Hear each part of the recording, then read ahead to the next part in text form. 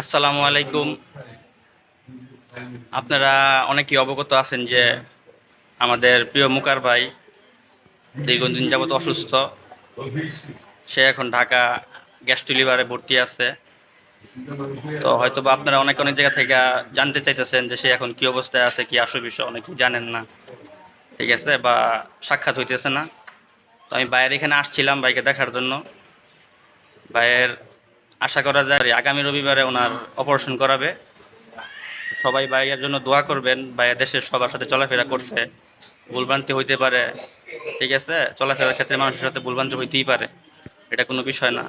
তো মানুষ মানুষের জন্য চেষ্টা করবেন ভাইকে ক্ষমা করে দেওয়ার জন্য, দোয়া করবেন ভাইয়ের জন্য অবশ্যই।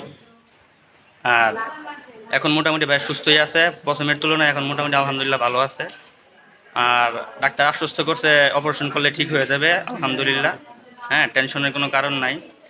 কারণ সময় লাগতেছে একটু, অপারেশনের ডেটটা দেরি করে ফেলাইছে, তো এখানে তো সিরিয়ালে থাকে লোকজন, অনেকেই অপারেশন করে, এর জন্য একটু ধৈর্য ধরে থাকতে হইতেছে। এটা কোনো বিষয় না, তবে আশা করা যায় ভালোভাবে অপারেশনটা হবে ইনশাল্লাহ, আশা করি। সবাই ভাইয়ের জন্য দোয়া করবেন। আর ভাই আলহামদুলিল্লাহ মোটামুটি আগের থেকে অনেক সুস্থ আছে, আর শারীরিকভাবে অনেক সাপোর্টে আছে, কোনো অসুবিধা নেই। দোয়া করবেন ভাইয়ের জন্য। আসসালামু আলাইকুম।